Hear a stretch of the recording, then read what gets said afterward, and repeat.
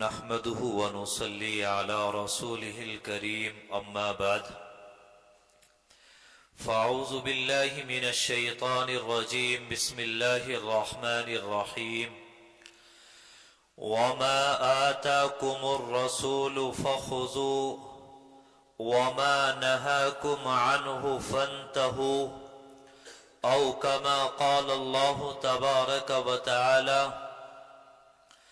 وقال النبي صلى الله تعالى عليه وسلم من رأى منكم منكرا فليغيره بيده فإن لم يستطع فبلسانه فإن لم يستطع فبقلبه وذلك أضعف الإيمان أو كما قال عليه الصلاة والسلام۔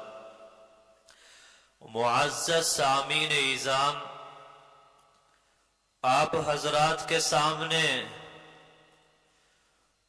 حضور اکرم صلی اللہ علیہ وسلم کی جو حدیث مبارکہ تلاوت کی ہے، اس میں آپ علیہ السلام نے فرمایا کہ تم میں سے جو شخص کسی برائی کو دیکھے تو اسے چاہیے کہ وہ اس برائی کو اپنے ہاتھ سے روک دے، اور اگر ہاتھ سے تبدیل کرنے کی اور روکنے کی طاقت نہ ہو تو چاہیے کہ اس برائی کو زبان سے تبدیل کر دے۔ یعنی صرف برائی سے روکنا ہی نہیں ہے بلکہ اس برائی کو اچھائی سے تبدیل کرنا ہے اور کہنا ہے کہ بھائی آپ جو یہ کام کر رہے ہیں برا کام ہے، غلط کام ہے، آپ نیکی کی طرف آ جائیں۔ فرمایا کہ اگر زبان سے بھی روکنے کی طاقت نہ ہو تو چاہیے کہ آپ دل سے اس کو برا سمجھ لیں، اور یہ ایمان کا سب سے کمزور درجہ ہے۔ قرآن کریم کے اندر اللہ تبارک و تعالی نے زمانے کی قسم کھا کر ارشاد فرمایا والعصر ان الانسان لفی خسر۔ زمانے کی قسم کھا کر اللہ تعالی ارشاد فرما رہے ہیں کہ بے شک تمام انسان خسارے میں ہیں، تمام انسان نقصان میں ہیں، مگر چار قسم کے انسان، وہ انسان جن کے اندر چار طرح کی باتیں پائی جائیں، انہوں نے اپنے آپ کو نقصان اور خسارے سے بچا لیا۔ وہ کیا فرمایا الا الذین آمنوا، وہ لوگ جو ایمان لائے، وعملوا الصالحات، اور نیک اعمال کرتے رہے۔ فرمایا وتواصوا بالحق، اور حق کی وصیت کرتے رہے، حق کی طرف لوگوں کو بلاتے رہے۔ وتواصوا بالصبر، اور لوگوں کو صبر کی تلقین کرتے رہے، یعنی گناہوں سے اور برائیوں سے لوگوں کو منع کرتے رہے اور روکتے رہے۔ تو جن انسانوں کے اندر یہ چار خوبیاں پائی جائیں تو وہ انسان تو کامیاب ہیں، جن کے اندر یہ خوبیاں نہ پائی جائیں تو فرمایا وہ نقصان میں ہیں اور وہ خسارے میں ہیں۔ ایک حدیث پاک کے اندر یہ واقعہ موجود ہے کہ ایک مرتبہ حضور اکرم صلی اللہ علیہ وسلم نے ایک قوم کا واقعہ بیان کیا کہ وہ قوم منکرات میں، اللہ کی نافرمانیوں میں اور معصیت میں مبتلا تھی۔ اللہ تعالیٰ نے فرشتوں کو حکم دیا، اے میرے فرشتوں جاؤ اور جا کر اس بستی کو پلٹ دو، یعنی اوپر کا حصہ نیچے اور نیچے کا حصہ اوپر کر دو۔ فرشتوں کو حکم دیا گیا۔ جبریل امین علیہ السلام نے عرض کیا، اے اللہ، آپ نے पूरी बस्ती के पलटने का हुक्म दे दिया, किसी का कोई इस्तिस्ना नहीं किया।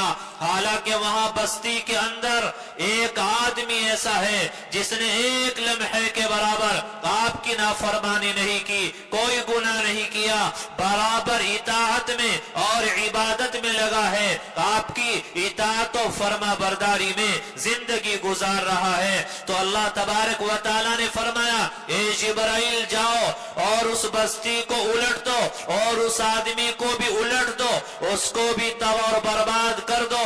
क्यों? इस वजह से कि उसकी कौम गुनाह के अंदर, अल्लाह की नाफरमानियों के अंदर और जराइम में, मासियतों में मुबतला थी। उसकी पेशानी पर कभी शिकन न आया और उसने कभी हिम्मत न की कि लोगों को बुराई से रोका जाए, अच्छाई की दावत दी जाए, अच्छाई की तरफ बुलाया जाए। लिहाजा जाओ और जाकर उस बस्ती को भी पलट दो और उस आदमी को भी हलाक कर डालो। कुरान करीम के अंदर अल्लाह तबारक व तआला ने फरमाया, वत्तक़ू फितनतन ला तुसीबन्न अल्लज़ीना ज़लमू मिनकुम खास्सा, कि अल्लाह के उस अजाब से डरो कि वो अजाब सिर्फ उन लोगों पर नहीं आएगा जो गुनाह कर रहे हैं, बल्कि उन लोगों पर भी आएगा जो बज़ाहिर बेगुनाह है। उन पर अजाब इस वजह से आएगा कि कौम नाफरमानी में, मासियत में और गुनाहों के अंदर मुबतला थी और उसने उनको रोकने की कोई कोशिश न की और कोई हिम्मत न की, कोई अमली इक़दाम न किया। फरमाया ऐसे लोगों पर भी अल्लाह का अजाब आएगा। ये हदीस मुबारका जो आपके सामने शुरू में तिलावत की है, इसमें अल्लाह ताला ने और अल्लाह के नबी सल्लल्लाहु अलैहि वसल्लम ने बुराई से रोकने के 3 दर्जे बयान किए हैं।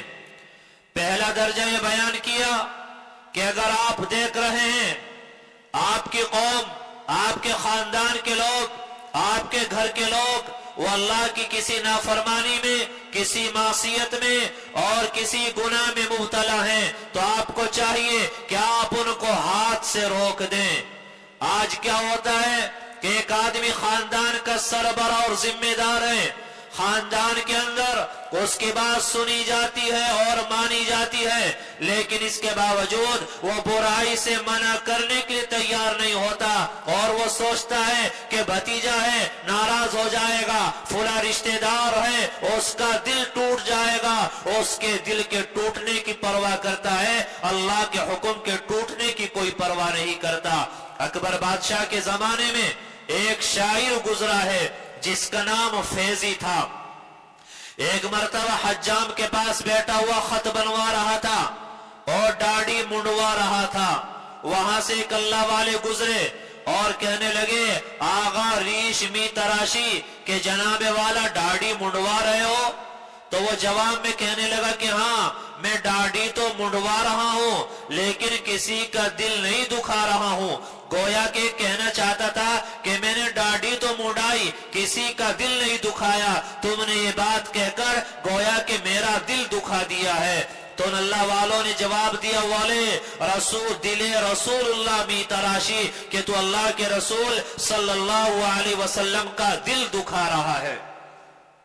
आज हमारे जहनों के अंदर ये बात आती है कि अगर किसी को बुराई से मना कर दिया नाराज हो जाएगा, और इस मौजू पर अगर हमने बयान किया, गुफ्तगू की, तो फुला आदमी नाराज हो जाएगा, फुला आदमी सोचेगा शायद ये बयान मेरे लिए किया जा रहा है, शायद मुझे जलील किया जा रहा है।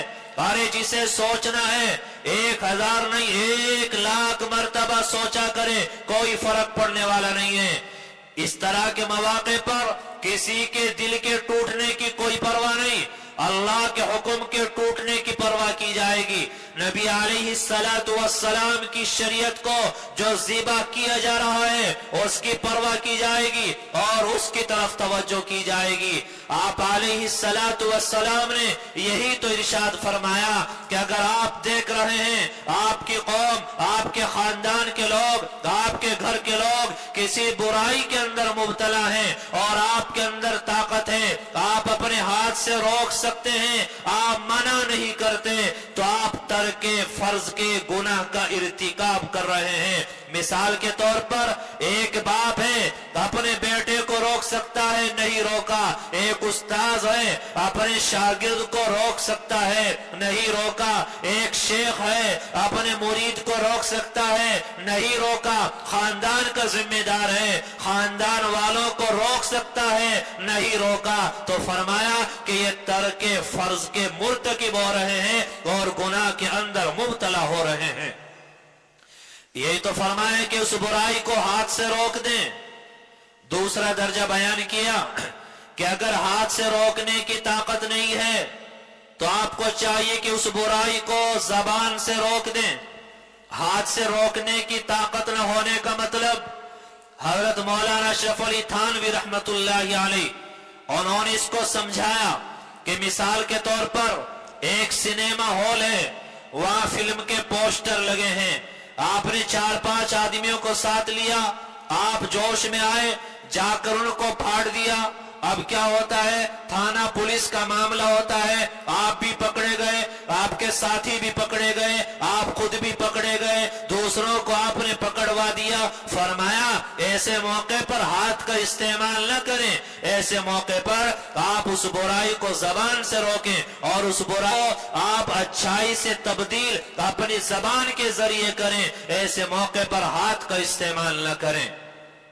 میرے بھائیوں، آج ہمارے معاشرے کے اندر جو یہ برائی در برائی بڑھتی چلی جا رہی ہے، اور برائیاں اتنی پھیل چکی ہیں کہ اگر پیغمبر علیہ السلام کی دعا نہ ہوتی تو نہ جانے کب کا اس امت پر اللہ کا عذاب آ گیا ہوتا۔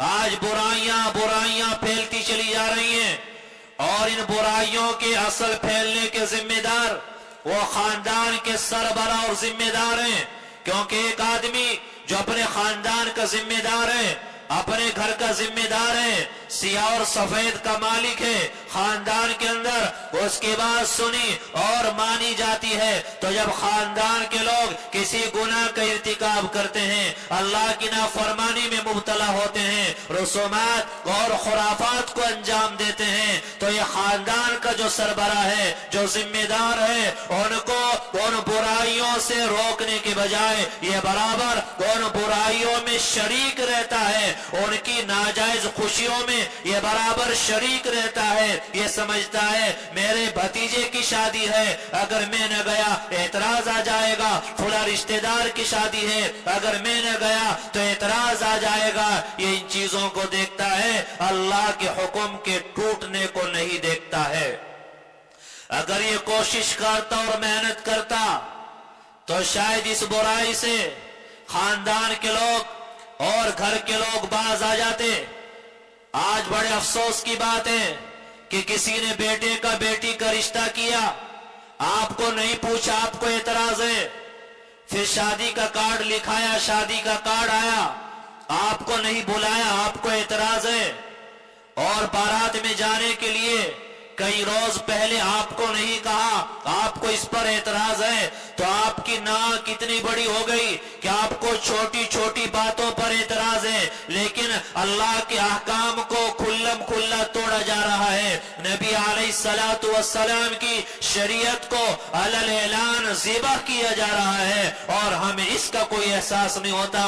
اپنی ناک کا احساس ہوتا ہے، اپنی جھوٹی عزت کا احساس ہوتا ہے، لیکن شریعت کو ذبح کیا جا رہا ہے، ہمیں اس کا کوئی احساس نہیں ہوتا ہے۔ آج جائزہ لے لیں، فرمایا کہ اگر نکاحوں کو مہنگا کرو گے تو زنا سستے ہو جائیں گے، اور نکاح سستے کرو گے تو زنا مہنگے ہو جائیں گے۔ آج ہر اعتبار سے تباہی اور بربادی کے چنگل میں ہم لوگ پھنسے ہوئے ہیں۔ یہ کس طرح کی ہمارے معاشرے کی بیماری ہے، ہر کوئی سمجھ رہا ہے یہ غلط ہو رہا ہے، غلط ہو رہا ہے، لیکن اس غلطی کو دور کرنے کے لیے کوئی سامنے نہیں آتا، اور اس غلطی کو دور کرنے کے لیے کوئی تیار نہیں ہوتا۔ آج ہماری شادی کہاں تک چلی گئی، آج ہماری شادیوں میں بے شمار خرابیاں آ گئی، آج شادیوں میں जानवरों की तरह खड़े होकर खाना खिलाया जा रहा है। आप बताइए, अरे जानवर और इंसान में फर्क क्या होता है? इंसान बैठकर खाना खाता है, जानवर खड़े होकर खाना खाता है। तो जिसने आपकी दावत की है, आपको दावत पर बुलाया है, खड़े होकर आपको खाना खिला रहा है, तो उसने आपकी तौहीन की, उसने आपको इंसानियत का दर्जा न दिया, आपको जानवर के दर्जे में उतारकर और जानवरों की तरह खड़े होकर खाना खाने पर उसने आपको मजबूर किया है। आप कहें इज्जत इज्जत की बातें करते हैं, उसने तो जानवरों के दर्जे में आपको उतार दिया। इंसानियत का दर्जा और इंसानियत का मकाम भी उसने आपको नहीं दिया है। और दूसरी बात, आज शादी ब्याह के मौके पर वीडियोग्राफी हो रही है और मर्दों का और औरतों का मखलूत इज्तिमा हो रहा है। औरतों को भी वही खाना खिलाया जा रहा है, मर्दों को भी वही खाना खिलाया जा रहा है। औरतों को खिलाने वाले मर्द होते हैं। आप ईमानदारी से बताना, क्या वहां हमारी माँ बहन और बेटियां नहीं होती जो खाना खिलाने वाले हैं? कैसे कैसे जुमले बोलते हैं, कैसी कैसी नजरें पड़ती हैं और कैसी कैसी फबतियां कसी जाती हैं। इन चीजों की तरफ हमारी नजर क्यों न जाती? क्या जमीर मुर्दा हो गया? क्या दिल के अंदर तारीकियां छा गई? क्या दिलों पर ताले लग गए? हमें इन चीजों का कोई एहसास नहीं होता है। आज शादी ब्याह के मौके पर ये निकाह करना, ये पैगंबर अलैहिस्सलातु वस्सलाम की सुन्नत है। आज एक सुन्नत पर अमल करने के लिए अल्लाह के बेशुमार अहकामात का जनाजा निकाला जाता है और नबी अलैहिस्सलातु वस्सलाम की शरीयत को आज ज़िबा किया जाता है। क्या क्या बातें बयान की जाएं, किस तरह की रसूमात और खुराफात हमारे घरों में आ गई। हाजी हैं, नमाजी हैं, दीनदार हैं, लेकिन जब रस्म और रिवाज का मामला आएगा तो हाथ जोड़कर खड़े हो जाएंगे, हथियार डालकर खड़े हो जाएंगे। वहां पता चलेगा आपके तकवे का, वहां पता चलेगा आपकी नेकी का, वहां पता चलेगा कि नमाज ने आपको कितना बुराइयों से रोका है, आपके जिक्र ने आपको कितना गुनाहों से रोका है। वह इंसान के तकवे का पता चलता है। आज तरह तरह की अजीब अजीब रसूमात आ गई। क्या बुटना लगाया जा रहा है? मर्द की शादी है और बुटना लगाने वाली कौन है? भाभियां हैं। आप बताइए, वो महरम है या गैर महरम है? क्या किसी गैर महरम औरत के लिए मर्द को देखना जायज है? क्या छूना जायज है? ये सारी रसूमात और खुराफात कहां से हमारे मुआशरे के अंदर आ गई? बाकायदा औरतों को जमा किया जा रहा है और इस पर बड़ा जुल्म ये होता है कि ये गुनाह करने के लिए औरतें जमा होती हैं। बाकायदा दीन की बात भी वहां होती है और फिर दुआएं भी की जाती हैं। अगर कोई खिंजीर ज़िबा करे और वहां दुआ करे, क्या वो खिंजीर खाना हलाल हो जाएगा? तो ये बेशुमार बुराइयां हैं जो आज हमारे मुआशरे के अंदर दाखिल हो चुकी हैं। और जब शादी का मौका आता है, शादी के मौके पर अगर आसपास में शादी है तो डीजे बजाया जा रहा है, बारात जा रही है बग्गी पर और नबी अलैहिस्सलाम की सुन्नतों का जनाजा निकाला जा रहा है। आज गैरों पर हमें इतराज है। आज तो मुसलमान ने शरीयत को अपने हाथ से खुद ज़िबा किया है और हया और शर्म आती है उन लोगों पर जो दीनदार हैं, फिर इन बुराइयों के मुर्तकिब होते हैं। जो दीनदार हैं, खानदान और मुआशरे के जिम्मेदार हैं, जब वो इन नाजायज खुशियों में जाकर बराबर के शरीक होते हैं। अरे जिसने शरीयत का ख्याल न किया, जिसने आपका ख्याल न किया, आप उसका ख्याल क्यों कर रहे हैं? एक आदमी आपकी दावत कर रहा है, आपको अपने यहाँ बुलाना चाहता है, तो उसको चाहिए आपके उसूल का ख्याल करे, आपका जो उसूल है उसकी पाबंदी करे। वो आपको बिठाकर खाना खिलाने के लिए तैयार नहीं, आप उसकी बात मानकर जानवरों की तरह खड़े होकर खाना खाने के लिए तैयार हो गए, तो ये गैरतें कहाँ चली गई? ये एहसास कहाँ चला गया? क्या ज़मीर बिल्कुल मुर्दा हो गया?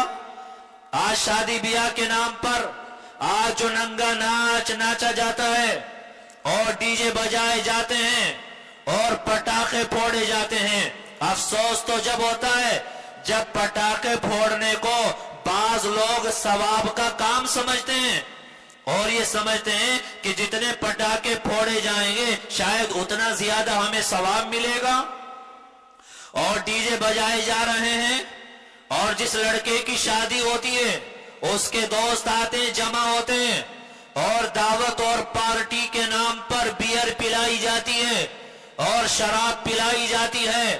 یہ آسمان کی باتیں نہیں کر رہا ہوں، اسی قصبے، اسی محلے، اسی بستیوں کی باتیں میں آپ کے سامنے پیش کر رہا ہوں۔ آج ہم کتنے گر چکے ہیں کہ ڈی جے بجائے جا رہا ہے، گانے بجائے جا رہے ہیں، گھر میں ہماری معصوم بیٹیاں ہیں، ان کے کانوں میں آواز جا رہی ہے، اور اگر کسی کو سمجھایا جائے، فون کیا جائے، بتایا جائے آپ یہ کیا کر رہے ہیں کہ جی ہم نے منع کیا، وہ داماد آئے وہ نہیں مان رہا ہے، اس کے ماموں کے لڑکے آئے وہ نہیں مان رہے ہیں، پھوپھی کے لڑکے آ گئے وہ نہیں مان رہے ہیں، کوئی بات نہیں، آج تو وہ نہیں مانے، اب میرے بھائیو اب اللہ نہیں مانے گا۔ اور یاد رکھنا، جس شادی میں جتنا زیادہ شور شرابہ، جس شادی میں جتنی زیادہ خرافات اور اللہ کی نافرمانی ہے، اور جس شادی میں جتنا زیادہ گانا اور بجانا اور پٹاخوں کا پھوڑنا، یہ سارے کام ہوتے ہیں میرے بھائیو، شادی کے بعد اس گھر کے اندر اللہ تعالی ہمیشہ ہمیشہ کے لیے شور کرا دیتے ہیں۔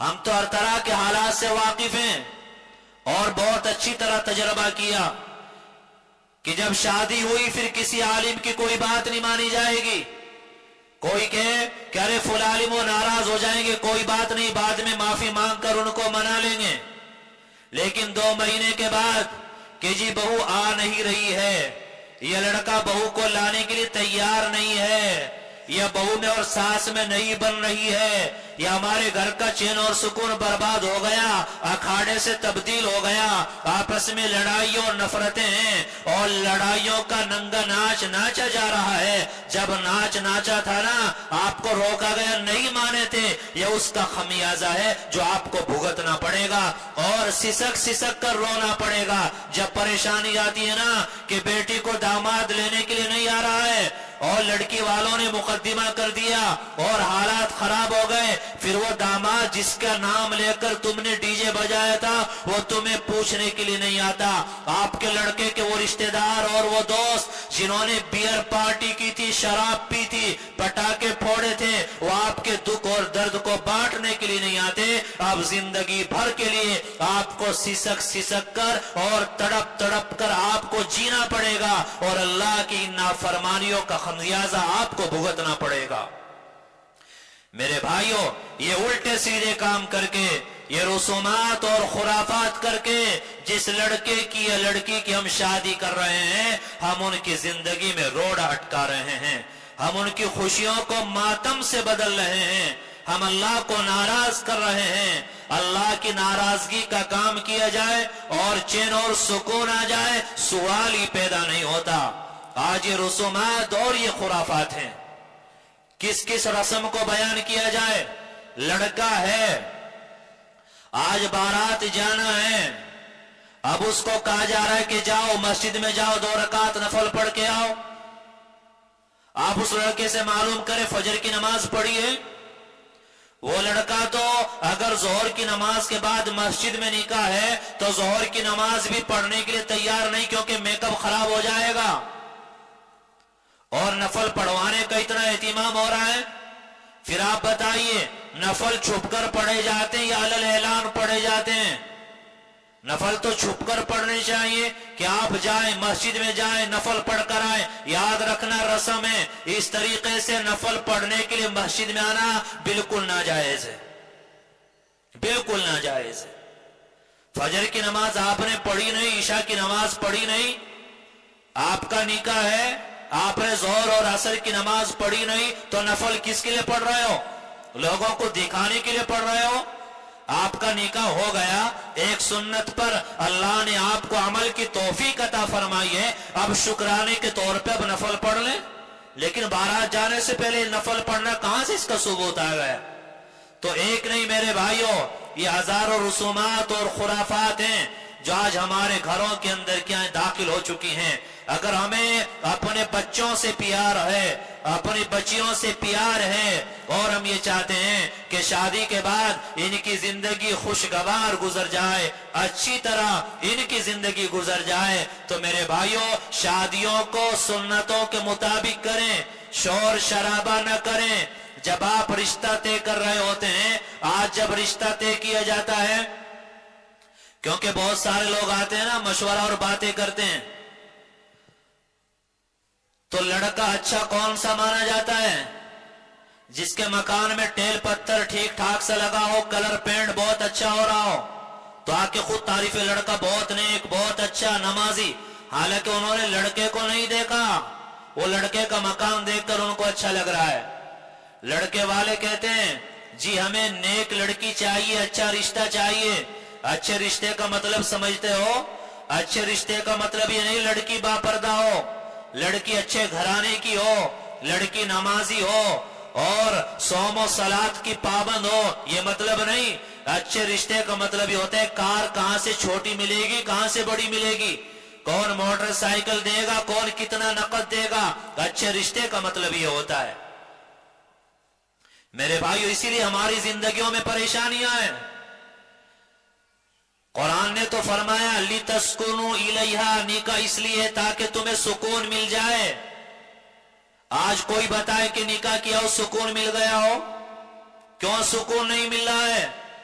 اللہ کو ناراض کیا، اللہ کے رسول کو ناراض کیا، رسومات اور خرافات پر آپ نے عمل کیا. اب کیا ہوتا ہے کہ سودی قرضہ لیا، اب شادی تو ہو گئی، اب قرضے والے فون کر رہے ہیں کہاں سے سکون ملے گا، قرضے والے دروازہ کھٹکھٹا رہے ہیں کہاں سے سکون ملے گا، 3 لاکھ لیے تھے 5 لاکھ بن گئے کہاں سے سکون ملے گا. تو یہ شریعت کی خلاف ورزی کرنے کا نتیجہ ہوتا ہے. یہی فرمایا پیغمبر علیہ السلام نے، آپ کوئی برائی دیکھ رہے ہیں اس کو اپنے ہاتھوں سے روک دیں، ہاتھوں سے روکنے کی طاقت نہ ہو تو زبان سے روک دیں، اور زبان سے بھی روکنے کی طاقت نہ ہو تو دل سے برا سمجھیں. اور یہ دل سے برا سمجھنا یہ ایمان کا سب سے کمزور درجہ ہے. یعنی برائی تو دوسرا کر رہا ہے، آپ اس کو دل سے برا سمجھ رہے ہیں.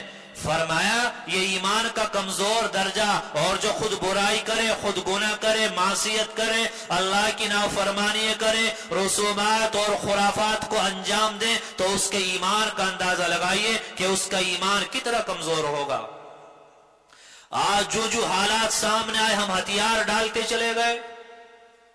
خاندان کے لوگ ناراض نہ ہو جائیں، برادری کے لوگ ناراض نہ ہو جائیں. میرے بھائیو آپ کتنی بھی بڑی شادی کریں، کروڑ نہیں 100 کروڑ آپ لگائیں، تب بھی گالیاں دینے والے، برا کہنے والے آپ کو مل جائیں گے. آپ کچھ بھی کریں، ہم لوگوں کو دیکھتے ہیں. جو آدمی لوگوں کو راضی کرنے کے لیے اللہ کو ناراض کرتا ہے تو اللہ خود بھی ناراض ہوتے ہیں، لوگوں کو بھی ناراض کر دیتے ہیں. اور جو انسان اللہ کو راضی کرنے کے لیے لوگ ناراض ہو جائیں تو اللہ ان لوگوں کو بھی راضی کر دیتا ہے، اللہ خود بھی راضی ہو جایا کرتے ہیں. آج یہ برائیاں ایک ایک کر کے ہمارے یہاں داخل ہو چکی ہیں. اللہ کے واسطے ڈی جے سے تو آپ بچیں، بیئر پارٹی سے تو بچیں، کھڑے ہو کر کھانا کھلانے سے تو بچیں. اور مردوں کا عورتوں کا جو مخلوط اجتماع ہے، ایک جگہ پہ کھانا کھلایا جا رہا ہے، ارے عورتیں آئیے ان کو گھر میں گھر کی جو مستورات ہیں وہ کھانا کھلائیں. اور جو نہیں آ سکی آپ نے دعوت کی ہے، آپ ان کا کھانا ان کے گھر بھیج دیں. آپ ذرا خود بھی تو سوچیں، ہم میں سے کون انسان ہوگا جو اس بات کو گوارا کرے کہ میری ماں بہن بیٹی وہ خوب بناؤ سنگار کر کے جائے، غیر محرم لڑکے اس کے پاس آئیں، اس کو کھانا دیں، پانی کو معلوم کریں. اگر ایمان زندہ ہے، ضمیر زندہ ہے، کیا کوئی اس کو گوارا کرے گا؟ تو ہماری غیرتیں کہاں چلی جاتی ہیں؟ ہم کیوں گوارا کر دیں ان تمام تر چیزوں کو؟ تو ان تمام تر چیزوں کو ترک کرنے کی ضرورت ہے. اتنے دن سے آپ آ رہے ہیں، بیانات آپ سن رہے ہیں، محنتیں سمجھانا سب کچھ ہو رہا ہے، اس کے باوجود بھی یہ خرافات، یہ رسومات، یہ اللہ کی نافرمانیاں. پھر شادی کے بعد جاتے ہیں فلاں عامل کے پاس چلے جاؤ، تعویذ لے کے آ جاؤ تاکہ لڑکا لڑکی کی مٹھی میں آ جائے، محبت پیار ہو جائے. ساس بڑی خطرناک مل گئی، اس کا دماغ ٹھنڈا ہو جائے، وہ پٹاخے پھوڑ کر جو آپ نے گرمی پیدا کی تھی نا، تو وہ آپ کے لڑکے اور لڑکی کی زندگی میں گرمی بن کے آئے گا. وہاں محبتیں نہیں، پھر وہاں نفرتیں آئیں گی.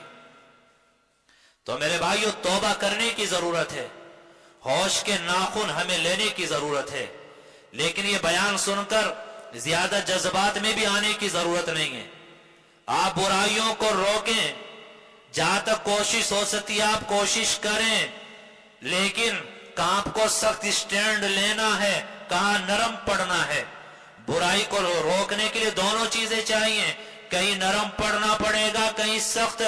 اگر ہماری طرح نرم پڑ گئے تو غلط کام ہوتے رہیں گے، اور زیادہ سخت ہو گئے تو ٹوٹ جائیں گے. کہاں نرم پڑنا ہے، کہاں سخت پڑنا ہے، کہاں کون سا اسٹینڈ لینا ہے، کہاں کون سا رخ اپنانا ہے. میرے بھائیوں، یہ علماء سے، اللہ والوں سے جن کے آپ کے تعلق ہیں، آپ ان سے مشورہ کریں، ان سے رہنمائی حاصل کریں. آپ اس کے بعد قدم اٹھائیں. وہ اپنی زندگیوں میں ان حالات سے نکل رہے ہیں، تجربات ہیں، وہ آپ کو بتائیں گے کہاں نرم پڑنا ہے، کہاں آپ کو سخت ہونا ہے، اور کیسے آپ کو اصلاحی کام کرنا ہے. تو اپنے آپ کو بھی بدلیں. آج معاشرے کی اصلاح کیوں نہیں ہوتی؟ میں چاہتا ہوں آپ صحیح ہو جائیں، آپ چاہتے ہیں میں صحیح ہو جاؤں. اگر میں سوچوں میں صحیح ہو جاؤں، آپ سوچیں آپ صحیح ہو جائیں، تو کچھ نہ کچھ اصلاح ہو جائے گی. دوسروں کی فکر کرنے کے ساتھ ساتھ ہم لوگ اپنی فکر سے غافل ہو جاتے ہیں. دوسروں کی بھی فکر کرنی ہے، لیکن پہلے اپنی بھی فکر کرنی ہے. آج اصلاح معاشرہ اسی وجہ سے نہیں. ہر کوئی غلط کام، ہر کوئی تبصرہ کرے گا، باتیں کرے گا. جب اس کا خود کا نمبر آئے گا، خود پھر وہ یہی برائیوں کو انجام دے گا. تو ہم اپنے سے پہل کریں، اپنے گھر سے پہل کریں، اپنے پڑوس سے پہل کریں، اپنے محلے سے پہل کریں، اور دوسروں کی فکر کرنے کے ساتھ ساتھ میرے بھائیوں اپنی بھی فکر کریں، اپنے سے غافل نہ ہو. ہمارے کہنے سے کوئی دوسرا نہیں مان رہا ہے، کم از کم ہم خود تو مان جائیں. ہم خود کو تو ان برائیوں سے بچا لیں. جب ہم اس راستے پر چلیں گے اور محنت اور دل پر اس کو لیں گے، تو پھر میرے بھائیوں یہ برائیاں معاشرے سے ختم ہوں گی. جب برائیوں کا، گناہوں کا، اللہ کی نافرمانیوں کا وجود معاشرے سے ختم ہو جائے گا، اللہ کی رضا ملے گی، اللہ راضی ہوں گے، پھر چین آئے گا، سکون آئے گا، گھروں میں محبت اور پیار آئے گا. ان برائیوں کو ہمیں چھوڑنا پڑے گا. اپنے بچوں کی نگرانی کرے. شادی کیا ہو رہا ہے؟ یہ بڑی مکاریاں کرتے ہیں. یہ آپ کے گھر میں بیئر نہیں پلائیں گے، یہ کہیں اور انتظام کریں گے، یہ ڈی جے کہیں اور بجائیں گے. رشتہ دار جب آپ رشتہ داری کر رہے ہیں، آپ پہلے کہیں بھائی بہت اچھا آپ آئیں گے، لیکن ہمارے یہاں پٹاخے بازی کچھ نہ ہو، ہمارے یہاں گانا بجانا کچھ نہ ہو. سمجھ میں آ رہا ہے؟ ہمارے یہاں لینے دینے کو دیکھا جاتا ہے جب رشتہ ہوتا ہے، دینداری کو نہیں دیکھا جاتا. اور نبی علیہ السلام نے فرمایا کامیاب ہونا چاہتے ہو تو دیندار رشتے تلاش کرو. وہاں اگرچہ پیسہ کم ہوگا، اگرچہ مکان میں ٹیل پتھر نہ ہو، لیکن میرے بھائیو سکون بہت ہوگا. جو آدمی اللہ سے، تو وہ آپ کی بیٹی کے حقوق کیسے ادا کر سکتا ہے؟ اللہ کا ڈر ہوگا، اللہ کے حقوق بھی ادا کرے گا، بیوی کے حقوق بھی ادا کرے گا، بچوں کے حقوق بھی ادا کرے گا، ماں باپ کے حقوق، رشتہ داروں کے حقوق، وہ سب کے حقوق ادا کرے گا. تو ہماری نظر اس چیز پر ہونی چاہیے. ہم تو کہیں رشتے کے لیے جائے، اچھا سا ناشتہ ہو، ٹیل پتھر ہو، بس ہو گیا رشتہ. نہ لڑکے پہ نظر جائے، نہ اخلاق پہ نظر جائے، نہ خاندان پر نظر جائے، نہ ماحول پر نظر جائے. تو ان چیزوں